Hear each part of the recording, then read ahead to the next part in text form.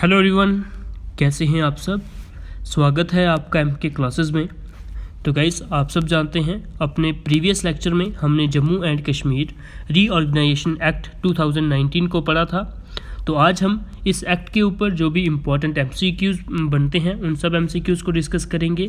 तो शुरू से लेकर अंत तक वीडियो को ज़रूर देखिएगा और हमें कमेंट्स में बताइएगा कि आपके कितने क्वेश्चन जो हैं वो सही हुए। तो चलिए मूव करते हैं आज के पहले क्वेश्चन के ऊपर, जो कि आप अपनी स्क्रीन्स पर देख पा रहे होंगे।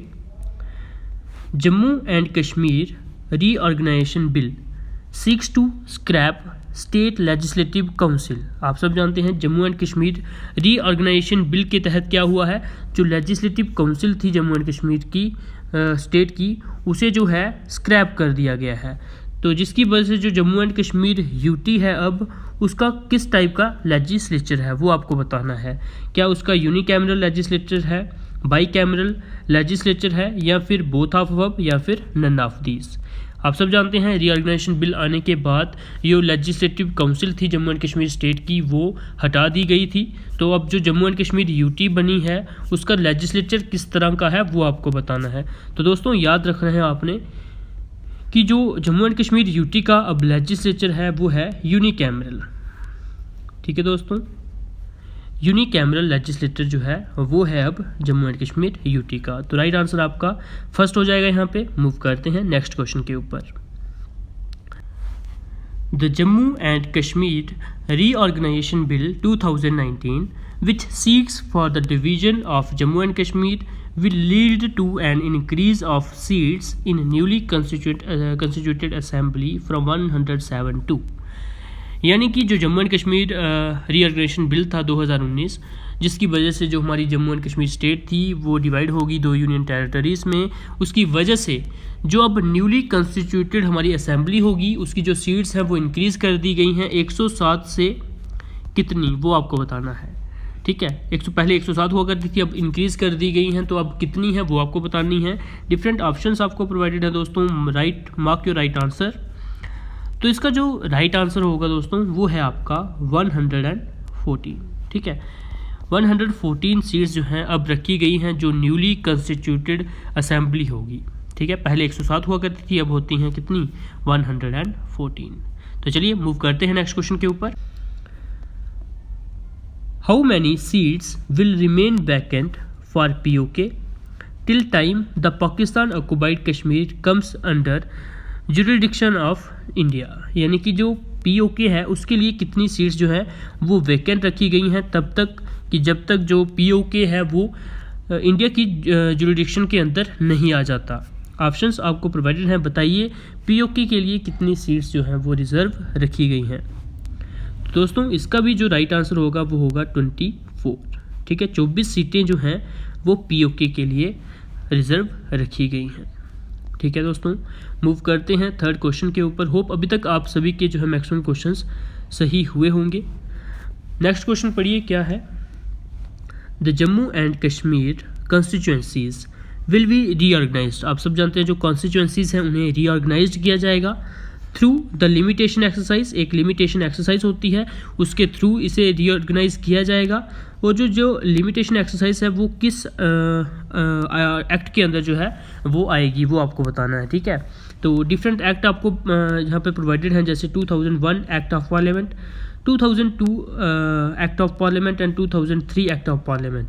तो आपको बताना है जो जम्मू एंड कश्मीर की कॉन्स्टिट्यूएंसीज़ हैं उन्हें जो रीऑर्गेनाइज किया जाएगा वो कौन से पार्लियामेंट के एक्ट के थ्रू किया जाएगा।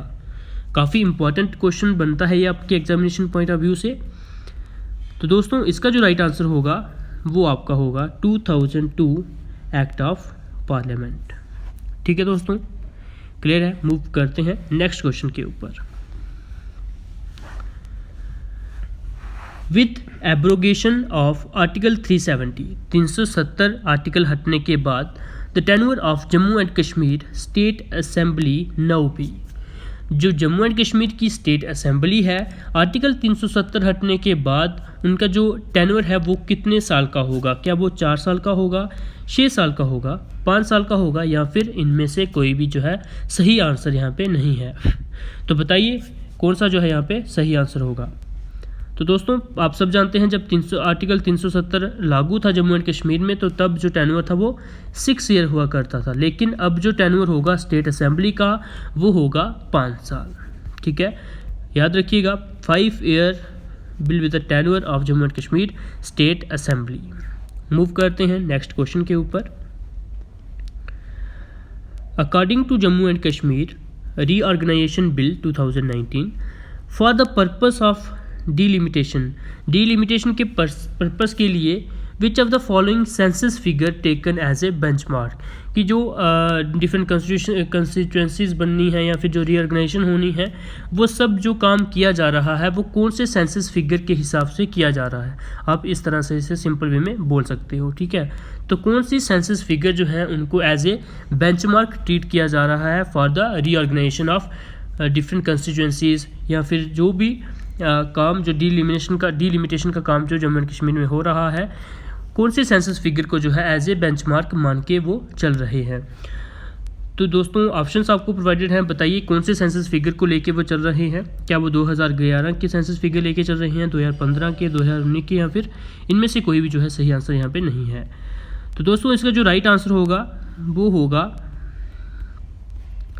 2011। ठीक है, 2011 के जो सेंसस फिगर हैं उनके अकॉर्डिंग, यानी कि उनको एज ए बेंचमार्क लेके वो जो भी डिलिमिटेशन का प्रोसेस हो रहा है वो किया जा रहा है। कौन से सेंसस फिगर के हिसाब से? 2011 के। ठीक है दोस्तों, मूव करते हैं नेक्स्ट क्वेश्चन के ऊपर। According to reorganisation bill 2019 UT will have a chief minister and a lieutenant governor. जो यूटी होगी जम्मू एंड कश्मीर की, उसमें एक चीफ मिनिस्टर हुआ करेगा और एक लेफ्टिनेंट गवर्नर हुआ करेगा। And all the financial bills, जो भी फाइनेंशियल बिल्स होंगे, need to be cleared by which of the following. ठीक है, आपको बताना है। आप सब जानते हैं रीऑर्गेनाइजेशन बिल जब पास हो जाएगा उसके बाद क्या होगा, हो गया है बिल तो पास हो चुका है। अब जो भी यूटी है, जैसे हमारा जम्मू एंड कश्मीर यूटी है, उसमें एक चीफ मिनिस्टर होगा और एक लेफ्टिनेंट गवर्नर होगा। तो आपको बताना है जो फाइनेंशियल बिल्स होंगे डिफरेंट, उनको पे कौन करेगा, उनको क्लियर कौन करेगा। अब ऑप्शंस आपको प्रोवाइडेड हैं कि एडवोकेट जनरल जो है वो बिल्स पे करेगा, लेफ्टिनेंट गवर्नर बिल पे करेंगे, चीफ मिनिस्टर जी बिल पे करेंगे, या नन ऑफ दीज। तो दोस्तों इसका जो राइट आंसर होगा वो होगा आपका लेफ्टिनेंट गवर्नर। ठीक है, जो भी फाइनेंशियल बिल्स होंगे उनको क्लियर किया जाएगा लेफ्टिनेंट गवर्नर के द्वारा। ठीक है दोस्तों, मूव करें नेक्स्ट क्वेश्चन के ऊपर। According to Jammu and Kashmir reorganisation bill 2019, 2019 का जो रीऑर्गेनाइजेशन बिल था उसके अकॉर्डिंग क्या किया गया है, इंडियन पिनल कोड जो है उसने रिप्लेस कर दिया है डैश को, to deal with the criminal matters in Jammu and Kashmir. कि जो आईपीसी की धारा है, आप सब जानते हैं जो भी क्रिमिनल केसेस होते हैं या मैटर्स होते हैं इंडिया में, उनको आईपीसी की जो धारा होती है उसके तहत जो है सज़ा सुनाई जाती है। तो अब जो है जम्मू एंड कश्मीर में भी आईपीसी की धारा के तहत ही जो है सज़ा सुनाई जाएगी। तो आपको बताना है कि पहले कौन सी हुआ करती थी जम्मू एंड कश्मीर में, यानी कि आईपीसी जो है वो किसको रिप्लेस करेगी जम्मू एंड कश्मीर में। क्या पहले जहाँ जम्मू एंड कश्मीर में स्टेट पिनल कोड हुआ करती थी, रणवीर पिनल कोड हुआ करती थी, रंजीत पिनल कोड हुआ करती थी, या JNK पिनल कोड हुआ करती थी। तो दोस्तों इसका जो राइट आंसर होगा, कंफ्यूज नहीं होइएगा यहाँ पे, तो पहले जो जम्मू एंड कश्मीर में सज़ा या फिर क्रिमिनल मैटर्स के ऊपर जो सज़ा सुनाई जाती थी वो सुनाई जाती थी RPC की धारा के अंतर्गत। ठीक है दोस्तों, RPC for Ranbir penal code. ठीक है, रणबीर पेनल कोड के तहत जो है पहले ऑल क्रिमिनल मैटर्स जो होते थे जम्मू एंड कश्मीर में उनको सॉल्व किया जाता था, लेकिन अब ड्यूटी बनने के बाद जो है रणबीर पेनल कोड की जगह कौन सी जो है पेनल कोड के तहत सज़ा सुनाई जाएगी, इंडियन पेनल कोड यानी कि IPC के तहत। ठीक है दोस्तों, तो यहाँ पर आपका राइट आंसर क्या होगा कि IPC ने रिप्लेस किसको किया है, RPC को, यानी कि रणबीर पेनल कोड को। रणबीर पेनल कोड जो है वो अब जम्मू एंड कश्मीर में नहीं होगी, तो वहाँ पर कौन सी होगी, अब इंडियन पेनल कोड ही होगी। मूव करते हैं नेक्स्ट क्वेश्चन के ऊपर। With addition of 2 new union territories, दो न्यू जो है यूनियन टेरिटरीज बनी हैं, आप सब जानते हैं जम्मू एंड कश्मीर बनी है और UT बनी है। तो इन 2 यूनियन टेरिटरीज के बनने के बाद जो टोटल नंबर है यूनियन टेरिटरीज़ का इंडिया में वो कितना है, यानी कि आपको बेसिकली बताना है कि जो total number of union territories हैं इंडिया में वो कितनी है, क्या वो 7 है, 9 है, 8 है या फिर 11 है। तो दोस्तों इसका जो राइट आंसर होगा वो होगा आपका 9, ठीक है। तो 9 जो है आपकी यूनियन टेरिटरीज़ हैं इंडिया में, including Jammu and Kashmir and Ladakh. Move करते हैं नेक्स्ट क्वेश्चन के ऊपर। The administration of Jammu and Kashmir union territory will be as per the article dash of Indian constitution. जो Jammu and Kashmir union territory है उसकी जो एडमिनिस्ट्रेशन होगी वो कौन से आर्टिकल के तहत होगी, ठीक है, कौन सा आर्टिकल ऑफ इंडियन कॉन्स्टिट्यूशन के तहत जो है वो एडमिनिस्ट्रेशन जो है वो जम्मू एंड कश्मीर यूटी में काम करेगी। Article 239, article 339, article 249 and article 369 are your options. Mark your right answer guys, किसमें से जो है कौन सा आपका सही आर्टिकल होगा जिसके तहत एडमिनिस्ट्रेशन जो है जम्मू एंड कश्मीर यूटी की वो काम करेगी। तो दोस्तों इसका जो राइट आंसर होगा वो होगा आपका आर्टिकल 239A, ठीक है। आर्टिकल 239A नहीं होगा दोस्तों, सिर्फ आर्टिकल 239 यहाँ पे आपका आंसर होगा। आर्टिकल 239 जो है इसके अकॉर्डिंग या इसके अंतर्गत जो है आपकी एडमिनिस्ट्रेशन जो है जम्मू एंड कश्मीर यूटी की वो काम करेगी। क्लियर है दोस्तों। मूव करते हैं नेक्स्ट क्वेश्चन के ऊपर। The article dash originally formulated for union territory of Puducherry, कि एक ऐसा आर्टिकल जो कि ओरिजिनली फार्मूलेट किया गया था यूनियन टेरिटरी ऑफ पुडुचेरी के लिए, लेकिन उसे अब एप्लीकेबल कर दिया गया है union territory of Jammu and Kashmir में भी। तो वो आर्टिकल जो है वो कौन सा था वो आपको बताना है, कि जो ओरिजिनली जो है वो पुडुचेरी के लिए फार्मूलेटेड किया गया था लेकिन अब जो है उसे एप्लीकेबल कर दिया गया है जम्मू एंड कश्मीर यूटी में। तो दोस्तों उसके जो ऑप्शंस आपको प्रोवाइडेड हैं वो हैं article 239AA, article 239A, article 339A and article 239A। तो guys mark your right answer. Hope maximum दोस्तों के जो है सही आंसर जो है यहाँ पर मार्क कर पा रहे होंगे अगर आपने हमारा लेक्चर देखा होगा। तो यहाँ पर जो दोस्तों राइट आंसर होगा आपका वो होगा option B, that is article 239A। ये जो है ओरिजिनली पुडुचेरी में लागू था लेकिन अब जो है इसे जम्मू एंड कश्मीर यूटी में भी लागू कर दिया गया है। ठीक है दोस्तों, मूव करते हैं नेक्स्ट क्वेश्चन के ऊपर। The Jammu and Kashmir legislative assembly may make laws on any matter in state list except, कि जो जम्मू एंड कश्मीर की लेजिस्लेटिव असेंबली होगी वो कोई भी लॉ बना सकती है और किसी भी मैटर पे बना सकती है जो स्टेट लिस्ट में मेंशन होंगे, सिवाय यानी कि एक्सेप्ट कौन कौन से मैटर जो है जिनके ऊपर लेजिस्लेटिव असेंबली लॉज नहीं बना सकती। तो वो हैं आपके ऑप्शंस आपको प्रोवाइडेड है। Mark your right answer first, कि जो पब्लिक ऑर्डर है, पुलिस है, बोथ ऑफ अब है या फिर नन है। तो दोस्तों याद रखना है आपने कि जो लेजिस्लेटिव असेंबली है जम्मू एंड कश्मीर यूटी की वो सभी मैटर्स पे जो है स्टेट लिस्ट में जो मेंशन होंगे उन पे लॉज बना सकती है सिवाय दो के। ठीक है, दो मैटर्स के। कौन कौन से मैटर्स हैं वो? पब्लिक ऑर्डर और police.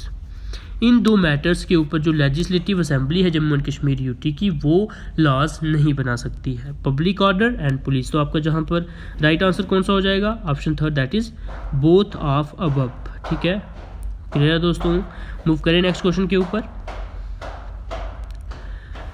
How many votes casted in favour of Jammu and Kashmir reorganisation bill इन राज्यसभा। तो आपको बताना है कि राज्यसभा में जब ये बिल पेश किया गया तो इस बिल के फेवर में कितने वोट्स पड़े या फिर इस बिल के फेवर में कितने एमपीज ने वोट डाला।